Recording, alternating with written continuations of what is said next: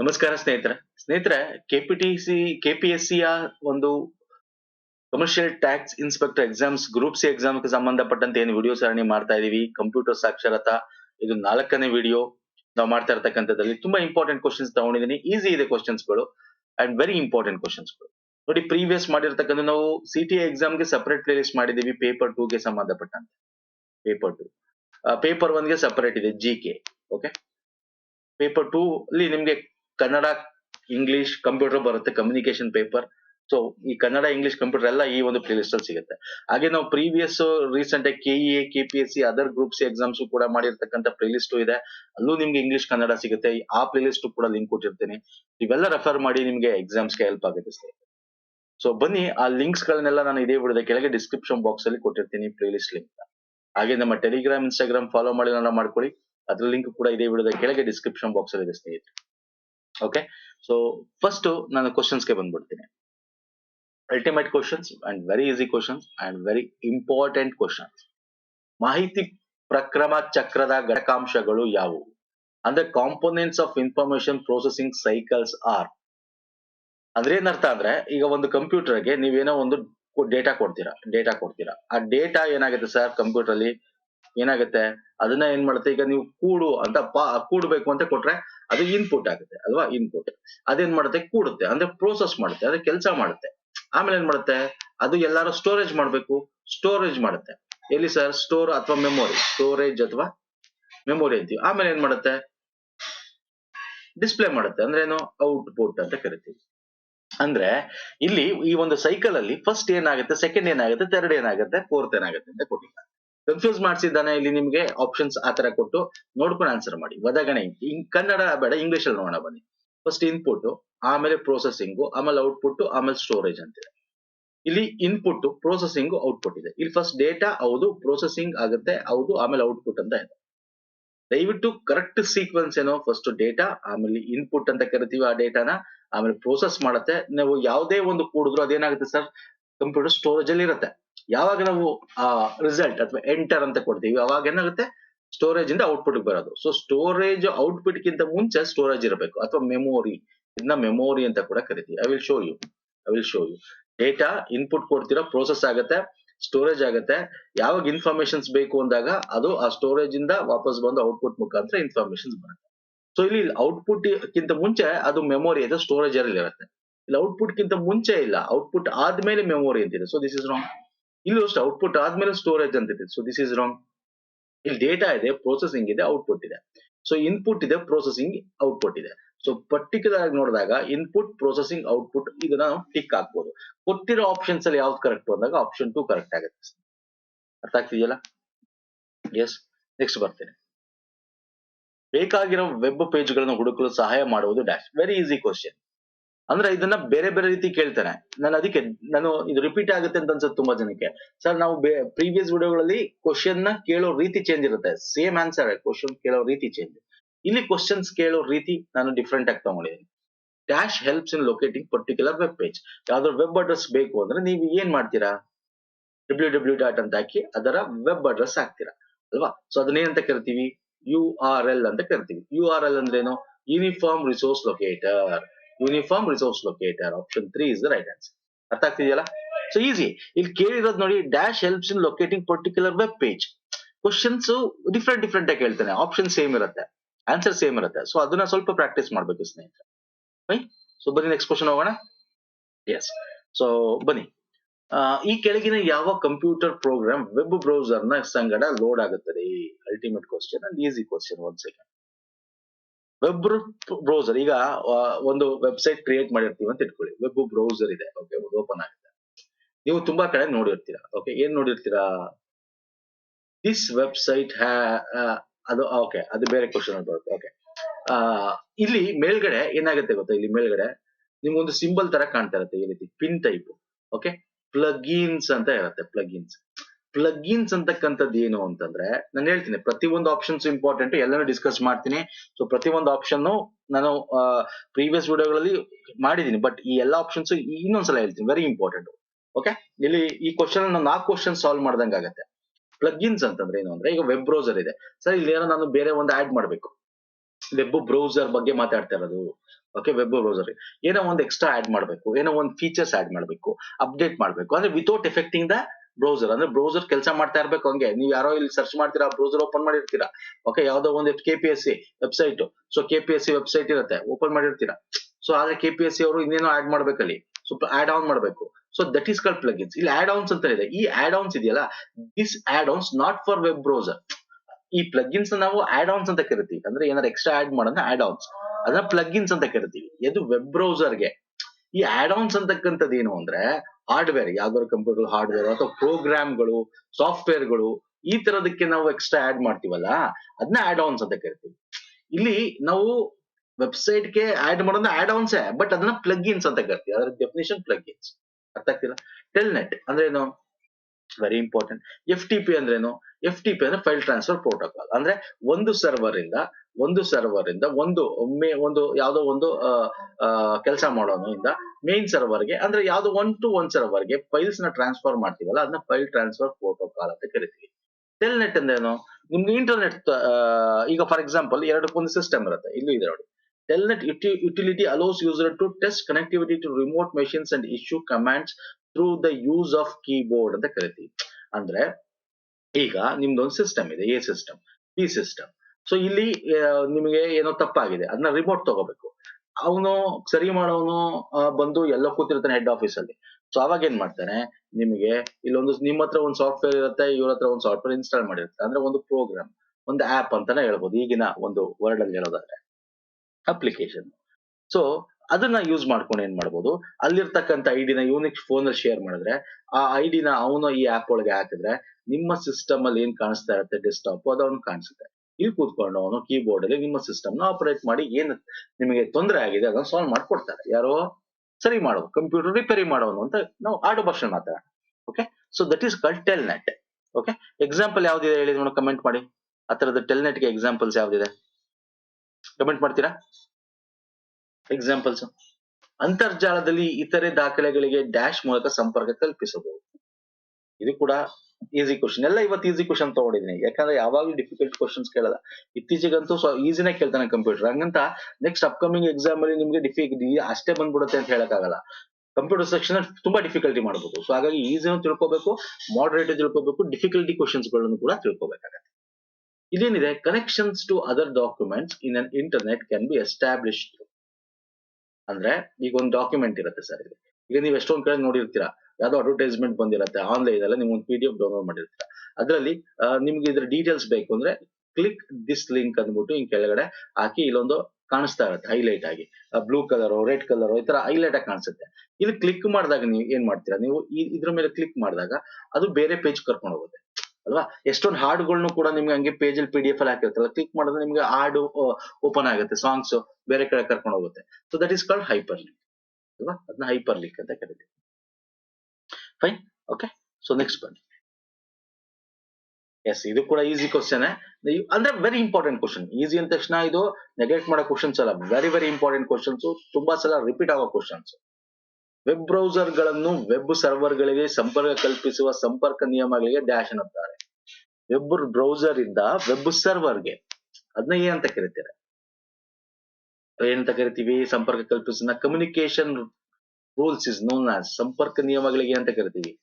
FTP ಅಂದ್ರೆ ಗೊತ್ತು, file transfer protocol. ಇಲ್ಲಿ web browser to web server, ಇದು ಫೈಲ್ ಅಲ್ಲ, ಫೈಲ್ ನ ಟ್ರಾನ್ಸ್ಫರ್ ಮಾಡೋದು, ಇದು ಫೈಲ್ ಟ್ರಾನ್ಸ್ಫರ್ ಪ್ರೋಟೋಕಾಲ್. ಇದು ಅಲ್ಲ ಟ್ರಾನ್ಸ್ಫರ್, ಇದು ವೆಬ್ ಬ್ರೌಸರ್ ಇಂದ web ಸರ್ವರ್ಗೆ, okay, main server connect ಮಾಡಕ್ಕೆ. HTML ಅಂತೂ ಅಲ್ಲ, ಹೈಪರ್ ಟೆಕ್ಸ್ಟ್ ಮಾರ್ಕಪ್ ಲ್ಯಾಂಗ್ವೇಜ್, ಇದು ಮಾರ್ಕಪ್ ಲ್ಯಾಂಗ್ವೇಜ್. ಇದಂತೂ ಅಲ್ವೇ ಅಲ್ಲ ಅಲ್ವಾ.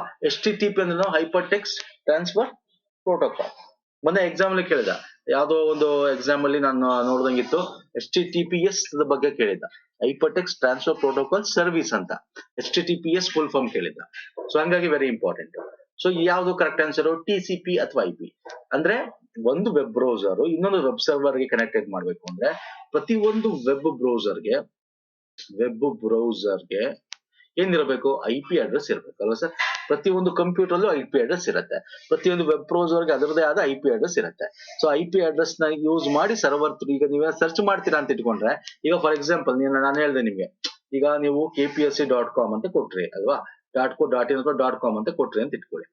ಈಗ ಅದನ್ನ ವೆಬ್ ಸರ್ವರ್ ಹೆಂಗ್ ಐಡೆಂಟಿಫೈ ಮಾಡುತ್ತೆ ಅಂದ್ರೆ ಅದಕ್ಕೆ ಬೇರೆ ಕೋಡ್ ಇರುತ್ತೆ, 101 ಈ ತರ IP ಅಡ್ರೆಸ್ ಬೇರೆ ಇರುತ್ತೆ, ಅದನ್ನ ಐಡೆಂಟಿಫೈ ನಿಮಗೆ ಮಾಡಿ ಡಿಸ್ಪ್ಲೇ ಮಾಡುತ್ತೆ. So that is transmission control protocol ಅಥವಾ ಇಂಟರ್ನೆಟ್ ಪ್ರೋಟೋಕಾಲ್ ಅಂತ ಕರಿತೀವಿ. ಎಂತ ಕರಿತೀವಿ? ಟ್ರಾನ್ಸ್ಮಿಷನ್ ಕಂಟ್ರೋಲ್ ಪ್ರೋಟೋಕಾಲ್ ಅಥವಾ ಇಂಟರ್ನೆಟ್ ಪ್ರೋಟೋಕಾಲ್, IP ಅಡ್ರೆಸ್ ಅಂತ ಕರಿತೀವಿ. ಓಕೆ, ಸೊ ಇದು ಕೂಡ ಇಂಪಾರ್ಟೆಂಟ್ ಕ್ವಶನ್. ನೆಕ್ಸ್ಟ್ ಬರ್ತದೆ, ನ್ಯೂಸ್ ಗ್ರೂಪ್ ನಿಂದ ಲೇಖನಗಳನ್ನು ಓದಲು ಸಹಾಯ ಮಾಡುವ ಅಪ್ಲಿಕೇಶನ್ ಪ್ರೋಗ್ರಾಮ್. ಅಂದ್ರೆ ನ್ಯೂಸ್ ಇವಾಗೆಲ್ಲ ನಿಮ್ಗೆ ಗೊತ್ತಿದೆ, ಎಲ್ಲ ನ್ಯೂಸ್ಗಳು ಇವಾಗ ಏನಾಗುತ್ತೆ ಸರ್, ಡಿಜಿಟಲ್. ಈಗ ಯಾವ್ದ್ಯಾವ್ದು ನಿಮ್ಗೆ ಪ್ರಜಾವಾಣಿ, ವಿಜಯವಾಣಿ ಇವೆಲ್ಲ ಇವಾಗೆಲ್ಲ ಡಿಜಿಟಲ್ ಆಗಿದೆ, ಎಲ್ಲ ನಿಮ್ಗೆ ಇದ್ರಲ್ಲೂ ಸಿಗುತ್ತೆ. ಜೊತೆಗೆ ಈಗ ಏನ್ ಮಾಡ್ಬಿಟ್ಟಿದ್ದಾರೆ ಅಂದ್ರೆ ಒಂದು ಆಪ್ಗಳನ್ನೇ ಮಾಡ್ಬಿಟ್ಟಿದ್ದಾರೆ. ಆ ಆಪ್ ಅಲ್ಲಿ ಏನಾಗುತ್ತೆ ಅಂದ್ರೆ ಎಲ್ಲಾ ನ್ಯೂಸ್ಗಳು ಇದನ್ನು ಕೂಡ ಆಪ್ ಅಲ್ಲೇ ಸಿಗುತ್ತೆ, ಕನ್ನಡ, ಇಂಗ್ಲಿಷ್, ಹಿಂದಿ ಅಲ್ವಾ. ಡೈಲಿ ಹಂಟ್ ಅಂತ ಒಂದಿದೆ. ಸೊ ಅದಕ್ಕೆ ಯಾವ್ದು, what is that program, application ಏನಂತ ಕರಿತೀವಿ? ಅದನ್ನ ನ್ಯೂಸ್ ರೀಡರ್ ಅಂತ ಕರಿತೀವಿ. Okay, news reader. Search engine ಅಲ್ಲ, ಸರ್ಚ್ ಎಂಜಿನ್ ಅಂದ್ರೆ ಈಗ ನಾವು ಕ್ರೋಮ್ ಇದೆ, ಗೂಗಲ್ ಇದೆ, ಅವೆಲ್ಲ ಗೂಗಲ್ ಇದೆಯಲ್ಲ, ಗೂಗಲ್ ಇದು ಸರ್ಚ್ ಎಂಜಿನ್, ಕ್ರೋಮ್ ಅಲ್ಲ, ಅದು ಬ್ರೌಸರ್. ಓಕೆ, ಸೊ ಇಲ್ಲಿ ಯಾವ್ದು correct answer? News reader is the right answer. Discussion from ಅಂತಂದ್ರೆ ನೀವೊಂದು ಗ್ರೂಪ್ ಮಾಡ್ಕೊಂಡಿರ್ತೀರಾ, ಆ ಗ್ರೂಪ್ ಅಲ್ಲಿ ಒಂದಷ್ಟು ಜನ ಸೇರ್ಕೊಂಡು discussion, that is discussion program. Okay, so ಇಲ್ಲಿ ನ್ಯೂಸ್ ಸಂಬಂಧಪಟ್ಟಂತೆ ಅಂತ ಅಪ್ಲಿಕೇಶನ್ ನ ನ್ಯೂಸ್ ರೀಡರ್ ಅಂತ ಕರೀತೀವಿ. ಓಕೆ, ಹೋಗೋಣ ನೆಕ್ಸ್ಟ್ ಕ್ವಶನ್. ಬನ್ನಿ ಸರ್. ಲಭ್ಯವಿರುವ IP ವಿಳಾಸಗಳನ್ನು ಹುಡುಕಲು ಸಹಾಯ ಮಾಡುವ ಕಂಪ್ಯೂಟರ್ ಪ್ರೋಗ್ರಾಮ್ ಡ್ಯಾಶ್. ಈಗ ತಾನೇ ನಮ್ಗೆ ಹೇಳಿದೆ ನಾನು, ಒಂದು ವೆಬ್ ಬ್ರೌಸರ್ ನ ವೆಬ್ ಸರ್ವರ್ ಜೊತೆ ಕನೆಕ್ಟ್ ಮಾಡಕ್ಕೆ ಏನಿರುತ್ತೆ ಅಂತ ಹೇಳಿದ್ರೆ ನಿಮ್ಗೆ TCP IP ಬೇಕು. ಅದೇ ತರ ಒಂದು ಕಂಪ್ಯೂಟರ್ ಅಲ್ಲಿ IP, ಇಲ್ಲಿ ದಯವಿಟ್ಟು ಗಮನವಿಟ್ಟು ಕೇಳಿ ಸ್ನೇಹಿತರೆ, is most important question, confuse ಆಗುತ್ತೆ. ನಾನು ಇಲ್ಲಿ ಎರಡು ಆಪ್ಷನ್ಸ್ ತುಂಬಾ ಇಂಪಾರ್ಟೆಂಟ್ ಆಗುತ್ತೆ. ಈ ಬ್ರೌಸರ್ ಅಂತೂ ಅಲ್ಲ, ನಿಮ್ಗೆ ಗೊತ್ತಿದೆ, ಸರ್ಚ್ ಎಂಜಿನ್ ಅಂತೂ ಅಲ್ಲ, ಇವೆರಡಲ್ಲಿ ಒಂದು. ಯಾಕಂದ್ರೆ ಸರ್ಚ್ ಎಂಜಿನ್ ಏನು ಅಂತ ಡೆಫಿನೇಷನ್ಸ್ ಗೊತ್ತಿದೆ, ಬ್ರೌಸರ್ ಅಂದ್ರೇನು ಈಗ ತಾನೇ ಹೇಳಿದೆ, Google Chrome is A browser, search engine ಅಂದ್ರೆ ಗೂಗಲ್ ಅಲ್ವಾ. ಎಸ್, ಇಲ್ಲಿ IP ವಿಳಾಸವನ್ನು ಹುಡುಕಲು ಸಹಾಯ ಮಾಡುವ ಕಂಪ್ಯೂಟರ್ ಪ್ರೋಗ್ರಾಮ್ ಅಂದ್ರೆ ಒಂದು ಸಿಸ್ಟಮ್ ಇರುತ್ತೆ, ಆ ಸಿಸ್ಟಮ್ ಅಲ್ಲಿ IP, ಪ್ರತಿಯೊಂದು ಕಂಪ್ಯೂಟರ್ ಅಥವಾ ಡೆಸ್ಕ್ಟಾಪ್ ಅಂತ ಹೇಳಿ, PC ಅಂತ ಹೇಳಿ, ಅಥವಾ ಲ್ಯಾಪ್ಟಾಪ್ ಅಂತ ಹೇಳಿ, ಪ್ರತಿಯೊಂದಕ್ಕೂ ಏನಿರುತ್ತೆ ಸರ್, IP ಅಡ್ರೆಸ್ ಇರುತ್ತೆ. ಈ IP ಅಡ್ರೆಸ್ ಸರಿನೋ ಇಲ್ವೋ, ಒಬ್ರು ಬೇಕು ಅಂತ ಮಾಲ್ ಫಂಕ್ಷನ್ಸ್ ಮಾಡ್ತಾರೆ. ಯಾಕಂದ್ರೆ ನಾಳೆ ದಿನ ಏನಾದ್ರು ಮಾಡ್ಬಿಟ್ಟು ಆ ಒಂದು ಸಿಸ್ಟಮ್ ಅಲ್ಲಿ ಕೂತ್ಕೊಂಡು ಏನೋ ಒಂದು ಫೋಟೋ ಹರಿಬಿಡೋದು, ಏನೋ ಒಂದು ವಿಡಿಯೋ ಹರಿಬಿಡೋದು, ಇವೆಲ್ಲ ಅಪ್ಲೋಡ್ ಮಾಡೋದು, ಇವೆಲ್ಲ ಮಾಡ್ಬಿಟ್ಟು ಏನ್ ಮಾಡ್ತಾರೆ, ಸೊ ಆ IP ಅಡ್ರೆಸ್ ತಪ್ಪಾದ್ರೆ ಅಲ್ವಾ, ಆ ಲೊಕೇಶನ್ ಐಡೆಂಟಿಫೈ ಮಾಡಕ್ಕೆ ಇದಾಯ್ತು. ಆತರ IP ಅಡ್ರೆಸ್ ಇದೆಯೋ ಇಲ್ವೋ, ಪ್ರತಿಯೊಂದು ಕಂಪ್ಯೂಟರ್ IP ಅಡ್ರೆಸ್ ಇರುತ್ತೆ. ಅಂದ್ರೆ IP ಅಡ್ರೆಸ್ ಇದೆಯೋ ಇಲ್ವೋ, ಎಕ್ಸಿಸ್ಟೆನ್ಸ್ ಇದೆಯೋ ಇಲ್ವೋ, ಅದು ಕರೆಕ್ಟೋ ಅಲ್ವೋ ಅನ್ನೋದನ್ನ ನಾವು ಪಿಂಗ್ ಅಂತ ಕರಿತೀವಿ. ಎಂತ ಕರಿತೀವಿ? ಪಿಂಗ್ ಅಂತ ಕರಿತೀವಿ. ನಂಗೆ ಗೊತ್ತು ನೀವು IP ಚೆಕ್ಕರ್ ಅಂತ ಹಾಕ್ತೀರಾ ಅಂತ, ನೋ ರಾಂಗ್. IP ಚೆಕ್ಕರ್ ಅಂದ್ರೇನು? ಈಗ ಇಲ್ಲಿ ಕೇಳಿರೋದ ಕ್ವಶನ್ ಅರ್ಥ ಮಾಡ್ಕೊಳ್ಳಿ. IP ಚೆಕ್ಕರ್ ಅಂತಕ್ಕಂಥದ್ದು ಕರೆಕ್ಟ್. IP ಚೆಕ್ಕರ್ ಅಂತಕ್ಕಂಥದ್ದು ಏನು ಅಂದ್ರೆ, ಈಗ ನೀವು ಒಂದು ಫೋಟೋ ಅಥವಾ ವಿಡಿಯೋ ಅಥವಾ ಏನೋ ಬ್ಲಾಕ್ ಮೇಲು ಅಲ್ವಾ ಮಾಡ್ತೀರಾ, ಒಂದು ಸಿಸ್ಟಮ್ ಇಂದ ಅಪ್ಲೋಡ್ ಮಾಡ್ತೀರಾ ಅಥವಾ ಕಳಿಸ್ತೀರಾ, ಆಗ ಎಲ್ಲಿಂದ ಬಂತು ಚೆಕ್ ಮಾಡಕ್ಕೆ, ಯಾವ ಸಿಸ್ಟಮ್ ಅಂತ ಇಂದ ಬಂದಿಂದ ಚೆಕ್ ಮಾಡೋದು IP checker. Okay, that is correct. Photo ಅಥವಾ ವಿಡಿಯೋ ಅಂದ್ರೆ ಒಂದು ಕಂಪ್ಯೂಟರ್ ನ ಅಲ್ಲಿರ್ತಕ್ಕಂಥದ್ದು ಯಾವ ಕಂಪ್ಯೂಟರ್ ಇಂದ ಬಂದಿದೆ, ಇದು ಇಮೇಲ್ ಆಗಿರ್ಬೋದು, ಫೋಟೋ ಆಗಿರ್ಬೋದು, ಅದನ್ನ ಚೆಕ್ ಮಾಡೋದಿದೆಯಲ್ಲ, ದಟ್ ಈಸ್ IP ಚೆಕ್ಕರ್. ಇಲ್ಲಿ ನಮ್ಗೆ ಅದನ್ನ ಕೇಳಿಲ್ಲ ಅವನು, ಈ computer program that allows the user to check for the existence of particular IP address. ಅಂದ್ರೆ IP ಅಡ್ರೆಸ್ ಇದೆಯೋ ಇಲ್ವೋ ಅಂತ ಹೇಳ್ತಕ್ಕಂಥದ್ದು ಕೇಳಿದ್ದಾರೆ. ಆ IP ಅಡ್ರೆಸ್ ಏನ್ ಚೆಕ್, ಈಗ ನೋಡಿ ಚೆಕ್ ಮಾಡಿದೆ, ಒಂದು IP ಅಡ್ರೆಸ್ ಸಿಕ್ತು, ಕಂಪ್ಯೂಟರ್ ಸಿಕ್ತು, ಆದ್ರೆ ಇದು ನಿಜವಾಗ್ಲೂ ಅದೇ IP ಅಡ್ರೆಸ್ ಇಲ್ವೋ ಅಂದ್ರೆ IP ಅಡ್ರೆಸ್ ಎಕ್ಸಿಸ್ಟೆನ್ಸ್ ಇದೆಯಾ? ಪ್ರತಿಯೊಂದು ಸಿಸ್ಟಮ್ ಮ್ಯಾನುಫ್ಯಾಕ್ಚರಿಂಗ್ ಆದಾಗ IP ಅಡ್ರೆಸ್ ಕೊಟ್ಟಿರ್ತಾರೆ, ಅದೆಲ್ಲ ಪ್ರತಿಯೊಂದು ಕಂಪನಿಗಳು ಡೇಟಾ ಬೇಸ್ ಗಳಲ್ಲಿ ಹಾಕಿರುತ್ತೆ. ಸೊ ಅಂದ್ರೆ ಇಲ್ಲಿ ನೀನೇ ಉತ್ಪತ್ತಿ ಮಾಡಕ್ಕಾಗಲ್ಲ, ಯಾರು ಕಂಪ್ಯೂಟರ್ ಮಾಡ್ತಾರೆ ಅವ್ರ IP ಅಡ್ರೆಸ್ ಹಾಕಿರ್ತಾರೆ.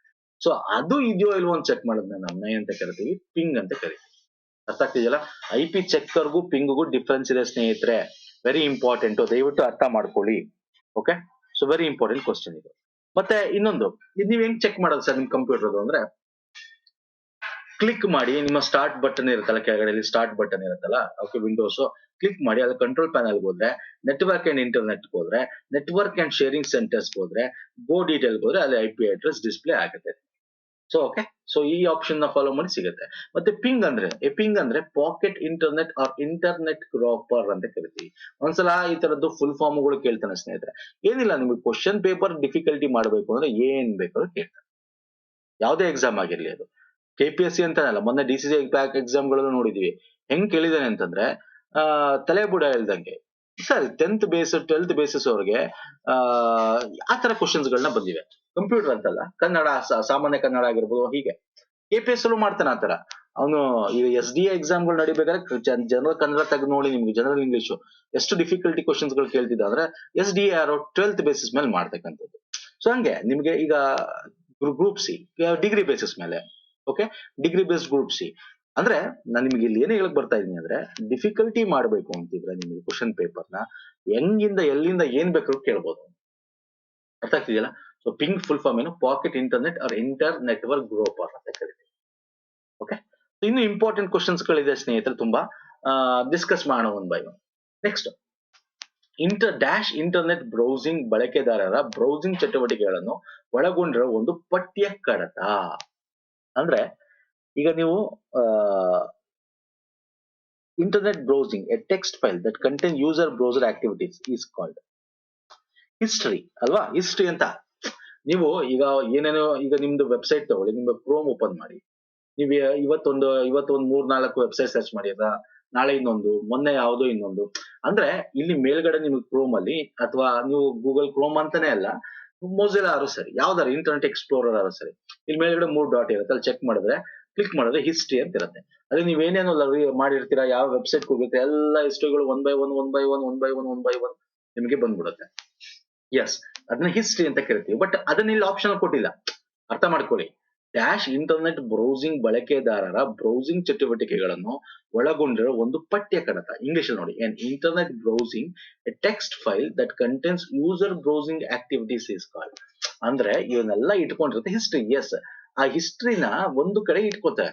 ನೀವು ಇದನ್ನ ನೋಡಿರ್ತೀರಾ, ಒಂದ್ಸಲ ವೆಬ್ಸೈಟ್ ಓಪನ್ ಮಾಡಿದಾಗ ದಿಸ್ ವೆಬ್ಸೈಟ್ ಹ್ಯಾವಿಂಗ್ ಕುಕೀಸ್ ಅಂತ ಇರುತ್ತೆ ಅಲ್ವಾ? ಸೊ ರೈಟ್ ಆನ್ಸರ್ ಯಾವುದು?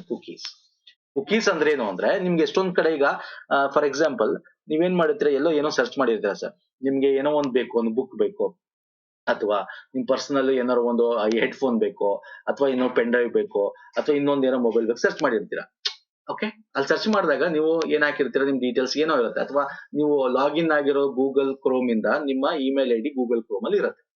ನೀವು ಆ ಗೂಗಲ್ ಕ್ರೋಮ್ ಮುಖಾಂತರ ಅಥವಾ ಮೊಜಿಲ್ಲಾ ಮುಖಾಂತರ ನೀವು ಸರ್ಚ್ ಮಾಡಿರ್ತೀರಾ. ನೀವೀಗ ಫೇಸ್ಬುಕ್ ಓಪನ್ ಮಾಡ್ತೀರಾ, ಅಥವಾ ಇನ್ಸ್ಟಾಗ್ರಾಮ್ ಓಪನ್ ಮಾಡ್ತೀರಾ, ಅಲ್ಲೆಲ್ಲ ನಿಮ್ಗೆ ಅಡ್ವರ್ಟೈಸ್ಮೆಂಟ್ ಬರುತ್ತೆ. ಈಗ ನಾನು ಇಲ್ಲಿ ಸರ್ಚ್ ಮಾಡಿದ್ ನನಗೆ ಯಾಕೆ ಅಡ್ವರ್ಟೈಸ್ಮೆಂಟ್ ಬಂತು ಅನ್ಕೋತೀರಾ. ಒಂದ್ಸಲ ಏನ್ ಮಾಡ್ತೀರಾ, ನಿಮ್ಗೆ ಇಮೇಲ್ ಬರುತ್ತೆ, ಇಮೇಲ್, ಓಕೆ, ಬೇರೆ ಬೇರೆ ಕಡೆಯಿಂದ ನೀವೇನ್ ಸರ್ಚ್ ಮಾಡಿದ್ರೆ ಅದ್ರ ರಿಲೇಟೆಡ್ ಇಮೇಲ್ ಬರುತ್ತೆ ನಿಮಗೆ. ಸೊ ಇದನ್ನೆಲ್ಲ ಏನು, ಕುಕೀಸ್ ಅಂದ್ರೆ ನೀವು ಇನ್ಫಾರ್ಮೇಶನ್ ಕಲೆಕ್ಟ್ ಮಾಡ್ಕೊಂಡಿರುತ್ತೆ, ನೀವೇನ್ ಸರ್ಚ್ ಮಾಡ್ತೀರಾ ಅಂತ ಹೇಳುತ್ತೆ.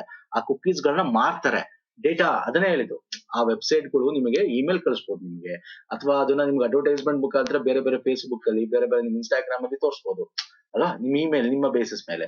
ಅದನ್ನ ಕುಕೀಸ್ ಅಂತ ಕರಿತೀವಿ. ಅಂದರ್ಥ ನೀವು ಇದೇನ್ ಸರ್ಚ್ ಮಾಡ್ತೀರಾ, ನಿಮ್ದೇನಿದೆ, ನಿಮ್ ಇನ್ಫಾರ್ಮೇಶನ್ ನಮ್ಮ ಹತ್ರ ಇರುತ್ತೆ ಅಂತ. ಅಂದ್ರೆ ಇಟ್ ಈಸ್ ಸೇಫಬಲ್ ಅಂತ ಹೇಳ್ತಾರೆ, ಇಟ್ ಇಸ್ ಸೇಫಬಲ್ ಅಂತ. ಓಕೆ, ಸೊ ಕುಕೀಸ್ ಅಂತ ಕರಿತೀವಿ. ಇಲ್ಲಿ ಸ್ಪ್ಯಾಮ್ ಮೇಲು ಮತ್ತೆ ಫೈರ್ ವಾಲ್ ಅಂತೂ ಅಲ್ಲ. ಫೈರ್ ವಾಲ್ ಅಂದ್ರೆ ಒಂದು ಕಂಪ್ಯೂಟರ್ ಇರ್ತಕ್ಕಂಥ ಸೆಕ್ಯೂರಿಟಿ ಸಿಸ್ಟಮ್. ಒಂದು ಕಂಪ್ಯೂಟರ್ ಇರುತ್ತೆ, ಈ ಕಂಪ್ಯೂಟರ್ಗೆ ಒಂದು ಸೆಕ್ಯೂರಿಟಿ ಸಿಸ್ಟಮ್ ಹಾಕ್ತಿವಿ, ಅದ ಫೈರ್ ವಾಲ್ ಅಲ್ವಾ. ಜಂಕ್ ಮೇಲು ಮತ್ತು spam mail very important, very difference ಏನ್ ಹೇಳಿ, ಕಮೆಂಟ್ ಮಾಡಿ ನೋಡೋಣ. What is spam mail, what is junk mail, ಹೇಳಿ ನೋಡೋಣ, ಕಮೆಂಟ್ ಮಾಡಿ. ಸ್ಪ್ಯಾಮ್ ಮೇಲ್ ಅಂದ್ರೇನು, ಜಂಕ್ ಮೇಲ್ ಅಂದ್ರೇನು? ಸ್ಪ್ಯಾಮ್ ಮೇಲ್ ಅಂತಂದ್ರೆ ಅನ್ಸಾಲಿಸಿಟೆಡ್ ಮೇಲ್ ಅಂತ ಕರಿತೀವಿ. ಅಂದ್ರೆ ಈಗ ನಿಮಗೆ ಬೇಡದೇ ಇರೋದು ಬರ್ತಕ್ಕಂಥದ್ದು. ಓಕೆ, ಬೇಡದೇ ಇರೋದು ನೀವು ರಿಸೀವ್ ಮಾಡ್ತಕ್ಕಂಥ ಸ್ಪ್ಯಾಮ್ ಅಂತ ಕರಿತೀವಿ. ಜಂಕ್ ಮೇಲ್ ಅಂದ್ರೆ ಏನು ಅಂದ್ರೆ, ನೀವೇನೋ ಸರ್ಚ್ ಮಾಡಿರ್ತೀರಾ, ಅದು ಅದನ್ನ ನಾವು ಸಾಲಿಸಿಟೆಡ್ ಮೇಲ್ ಅಂತ ಕರಿತೀವಿ. ಓಕೆ, ಅಂದ್ರೆ ನೀವ್ ಏನೋ ಆಫನ್ ಆಗಿ ಸರ್ಚ್ ಮಾಡಿರ್ತೀರ, ಅದ್ರ ರಿಲೇಟೆಡ್ ನಿಮಗೆ ಮೇಲ್ಸ್ ಬರುತ್ತೆ, ಆ ಸರ್ವಿಸ್ ರಿಲೇಟೆಡ್ ಮೇಲ್ಸ್ ಬರುತ್ತೆ. ಈಗ ಬಿಸ್ನೆಸ್ ಬಗ್ಗೆ ಏನೋ ಒಂದು ಸರ್ಚ್ ಮಾಡಿರ್ತೀರಾ, ಈಗ PG ಬೇಕು ಅಂತ ಸರ್ಚ್ ಮಾಡ್ತೀರಾ, ರೂಮ್ ಬೇಕು ಅಂತ ಸರ್ಚ್ ಮಾಡ್ತೀರಾ, ಅದ್ರ ರಿಲೇಟೆಡ್ ಬೇರೆ ಬೇರೆ ವೆಬ್ಸೈಟ್ ಗಳಿವೆ, ಅಲ್ಲಿಂದ ಬರ್ತಕ್ಕಂಥದ್ದು. ಅದನ್ನ ಜಂಕ್ ಮೇಲ್ ಅಂತ ಕರಿತೀವಿ.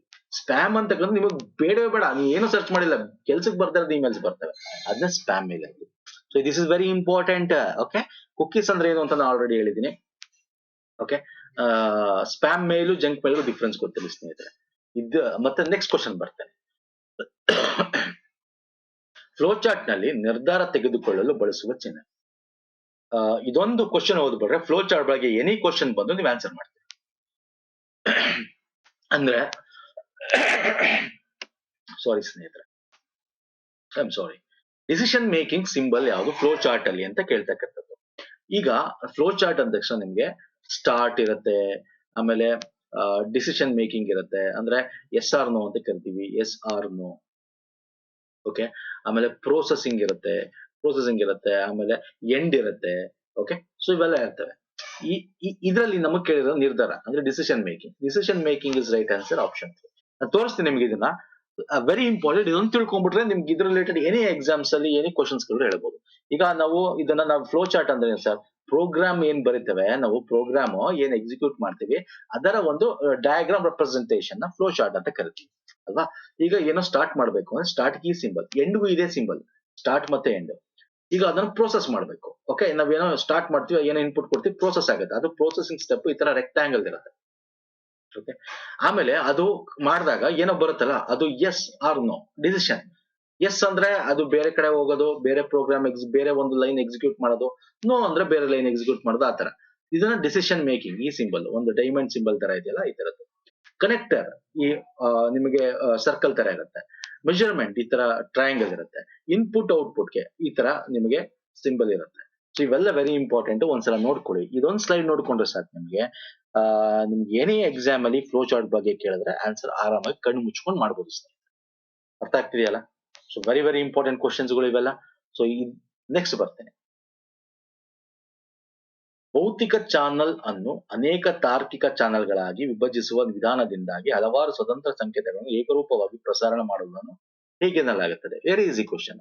ಅಂದ್ರೆ ಇಲ್ಲಿ ಏನ್ ಹೇಳ್ತಾ ಇದೆ ಅಂದ್ರೆ, ಫಿಸಿಕಲ್ ಚಾನಲ್ಸ್ ಇರುತ್ತೆ. ಓಕೆ, ಈಗ ಒಂದು ತುಂಬಾ ಚಾನಲ್ಸ್ ಗಳು ಇರ್ತಾವಲ್ಲ ನಿಮ್ ನಾನು ಎಕ್ಸಾಂಪಲ್ ಹೇಳ್ತೀನಿ. ಈಗ ಕೇಬಲ್ ಚಾನಲ್ ಇದೆ ನಿಮ್ಗೆ, ನಿಮ್ಮ ಟಿವಿಲಿ ತುಂಬಾ ಚಾನಲ್ಸ್ ಗಳು ಬರುತ್ತೆ ಅಲ್ವಾ.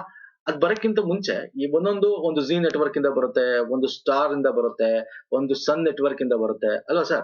ಕರೆಕ್ಟ್ ಅಲ್ವಾ? ಒಂದು ಇ ಟಿವಿ ನೆಟ್ವರ್ಕ್ ಇಂದ ಬರುತ್ತೆ. ಓಕೆ, ಒಂದು ಕಲರ್ಸ್ ನೆಟ್ವರ್ಕ್ ಇಂದ ಬರುತ್ತೆ. ಇದು ಬರುತ್ತಲ್ಲ ಬೇರೆ ಬೇರೆ, ಅದನ್ನ ಈಗ ಒಂದು ಕಡೆ ತೆಗೆದಿಟ್ಕೊಂಡು, ಈಗ ಯಾರೋ ಕೇಬಲ್ ಆಪರೇಟರ್ ಇರ್ತಾನೆ, ಅವನಿಗೆ ಎಲ್ಲಾನು ಮರ್ಜ್ ಮಾಡಿ, ಈ ಫಿಸಿಕಲ್ ಚಾನಲ್ಸ್ ನ ಮರ್ಜ್ ಮಾಡಿ ಕಳಿಸ್ಬೇಕು. ಆಮೇಲೆ ಅದನ್ನ ಡಿಕೋಡ್ ಮಾಡಿ ಪ್ರತಿಯೊಂದು ಮನೆ ಕಳಿಸಿದಾಗ ನಿಮ್ಮ ಮನೆ ಟಿವಿಗಳಲ್ಲಿ ಎಲ್ಲಾ ಚಾನಲ್ ಬರ್ಬೇಕು. ಈ ಎಲ್ಲಾ ಚಾನಲ್ಗಳನ್ನು ಕಳಿಸ್ತೀವಲ್ಲ ಒಂದು ಕಡೆಯಿಂದ ಇನ್ನೊಂದು ಕಡೆ, ಈಗ ಎಲ್ಲೋ ಅದು ರಿಸೀವರ್ ಇರ್ತಾರೆ, ಯಾರೋ ದೊಡ್ಡ ಆಪರೇಟರ್ ಇದನ್ನೆಲ್ಲ ಮಾಡಿರ್ತಾರೆ. ಅವನು ಒಂದು ಕಡೆ ಯಾರೋ ಕೇಬಲ್ ಆಪರೇಟರ್ ಅವನಿಗೆ ಕಳಿಸ್ಬೇಕು. ಅವನು ಅದನ್ನ ಎಷ್ಟೊಂದ್ ಜನ ಕೇಬಲ್ ಆಪರೇಟರ್ ಇಟ್ಕೊಂಡಿರ್ತಾನೆ. ಸೊ ಪ್ರತಿಯೊಬ್ಬರಿಗೂ ಈ ತರ ಒಂದೊಂದು ಲೈನ್ ಕಳ್ಸಕ್ ಆಗಲ್ಲ, ಕೇಬಲ್ ಹಾಕೊಂಡು ಒಂದೊಂದೇ ಇದಕ್ಕೆ. ಅದನ್ನ ನಾವು ಮಕ್ಸ್ ಅಂತ ಕರಿತೀವಿ, ಸಿಂಪಲ್ ಆಗಿ. ಅಂದ್ರೆ ಮಲ್ಟಿಪ್ಲೆಕ್ಸಿಂಗ್ ಅಂತ. ಅಂದ್ರೆ ಇಲ್ಲಿ dividing A physical channel into logical channel, ಇದನ್ನೆಲ್ಲ ಮಿಕ್ಸ್ ಮಾಡಿ ಒಂದು ಲೈನ್ ಅಲ್ಲಿ ಕಳಿಸ್ತೀವಲ್ಲ, ಅದನ್ನ ಮಲ್ಟಿಪ್ಲೆಕ್ಸಿಂಗ್ ಅಂತ ಕರಿತೀವಿ. ಅದನ್ನ ವಾಪಸ್ ಡಿಕೋಡ್ ಮಾಡ್ತೀವಿ, ಅದನ್ನ ಡಿ ಮಕ್ಸ್ ಅಂತ ಕರಿತೀವಿ, ಅಂದ್ರೆ ಡಿ ಮಲ್ಟಿಪ್ಲೆಕ್ಸಿಂಗ್ ಅಂತ ಕರಿತೀವಿ. ಇಲ್ಲಿ ನಮಗೇನ್ ಕೇಳಿದ್ದಾನೆ? ಮಲ್ಟಿಪ್ಲೆಕ್ಸಿಂಗ್ ಬಗ್ಗೆ ಕೇಳಿದ್ದಾನೆ. ಸೊ ಮಲ್ಟಿ ಥ್ರೆಡಿಂಗ್ ಅಲ್ಲ, ಮಲ್ಟಿ ಪ್ರೊಸೆಸಿಂಗ್ ಅಲ್ಲ, multiplexing is the right answer. I will show you. ನೋಡಿ, ಇನ್ಪುಟ್ಸ್ ಗಳು ಎಷ್ಟೊಂದಿರುತ್ತೆ, ಅದನ್ನೆಲ್ಲ ಒಂದೇ ಲೈನ್ ಅಲ್ಲಿ ಕಳಿಸ್ತೀವಿ. ಮಕ್ಸ್ ಅಂದ್ರೆ ಇನ್ನ ನಾವು ಎನ್ಕೋಡ್ ಮಾಡ್ತೀವಿ, ಮಲ್ಟಿಪ್ಲೆಕ್ಸರ್ ಅಂತ ಕರಿತೀವಿ. ವಾಪಸ್ ಅದನ್ನ ಒಂದು ಚಾನಲ್ ಕಳಿಸಿದ್ಮೇಲೆ ಎಲ್ಲಾ ಚಾನಲ್ ಗಳನ್ನ ಸಪರೇಟ್ ಮಾಡಿ ಪ್ರತಿಯೊಬ್ಬರು ಇದಕ್ಕೆ ಕಳಿಸ್ತೀವಿ, ಅದನ್ನ ಡಿ ಮಲ್ಟಿಪ್ಲೆಕ್ಸರ್ ಅಂತ ಕರಿತೀವಿ. ಓಕೆ, ಅರ್ಥ ಆಗ್ತಿದೆಯಲ್ಲ? These are all important questions. ಇದನ್ನ ತುಂಬಾ ಸಲ ಮಾಡಿದೀನಿ ಈ question, but very very important. ಹಾಗಾಗಿ ಎಷ್ಟು ಸಲ ಮಾಡಿದ್ರು ತುಂಬಾ ಜನ ತಪ್ಪು ಮಾಡ್ತಾರೆ, ಯಾಕಂದ್ರೆ ಆಪ್ಷನ್ಸ್ ಈ ತರ ಕೊಟ್ಟಿರೋ ಮಲ್ಟಿ ಥ್ರೆಡಿಂಗ್, ಮಲ್ಟಿ ಪ್ರೊಸೆಸಿಂಗ್ ಅಂತೆಲ್ಲ ಕೊಟ್ಟಿರ್ತಾರೆ. ಅರ್ಥ ಆಗ್ತಿದೆಯಲ್ಲ? ಸೊ ಬನ್ನಿ. ಸೊ ಇದಿಷ್ಟು ಪ್ರಮುಖವಾದ ಸ್ನೇಹಿತರೆ. ಇನ್ನೂ ತುಂಬಾ ಇಂಪಾರ್ಟೆಂಟ್ ಇದೆ. PPT ಬಗ್ಗೆ ಮತ್ತೆ ಮೈಕ್ರೋಸಾಫ್ಟ್ ವರ್ಡ್ ಬಗ್ಗೆ ಇವೆಲ್ಲ ಮುಂದೆ ತಗೊಂಡ್ಬರ್ತೇನೆ. ಸೊ ಲೈಕ್ ಮಾಡಿ, ಶೇರ್ ಮಾಡಿ, ಸಬ್ಸ್ಕ್ರೈಬ್ ಮಾಡ್ಕೊಂಡೆಲ್ಲ ಮಾಡ್ಕೊಳ್ಳಿ. ಅಂಡ್ ಪ್ಲೇ ಲಿಸ್ಟ್ ಪ್ರೀವಿಯಸ್ ಮಾಡಿರ್ತೀನಿ, ಇದು ಸಪರೇಟ್ ಪ್ಲೇ ಲಿಸ್ಟ್ ಮಾಡಿದ್ದೀನಿ CT ಎಕ್ಸಾಮ್ಗೆ ನೋಡಿ. ಹಾಗೆ ಇನ್ನೊಂದು ಪ್ಲೇ ಲಿಸ್ಟ್ ಇದೆಯಲ್ಲ, ನಮ್ಮ ಕಮ್ಯುನಿಕೇಶನ್ ಪೇಪರ್ ರೀಸೆಂಟ್ ಎಕ್ಸಾಮ್ ಮಾಡಿರ್ತಕ್ಕಂಥದ್ದು, ಆ ಪ್ಲೇ ಲಿಸ್ಟ್ ಲಿಂಕ್ ಕೂಡ ಇದೆ ವಿಡಿಯೋದ ಕೆಳಗೆ ಡಿಸ್ಕ್ರಿಪ್ಷನ್ ಬಾಕ್ಸ್ ಅಲ್ಲಿ ಕೊಡ್ತೇನೆ. ಹಾಗೆ ನಮ್ಮ ಟೆಲಿಗ್ರಾಮ್ ಮತ್ತೆ ಇನ್ಸ್ಟಾಗ್ರಾಮ್ ಲಿಂಕ್ ಇದೆ ಸ್ನೇಹಿತರೆ, ಜಾಯ್ನ್ ಆಗಿಲ್ಲ ಅಂದ್ರೆ ಜಾಯ್ನ್ ಆಗಿ. ನೆಕ್ಸ್ಟ್ ವಿಡಿಯೋದಲ್ಲಿ ಪುನಃ ಸಿಗ್ತೀನಿ. ನಮಸ್ಕಾರ, ಧನ್ಯವಾದಗಳು. Thank you so much.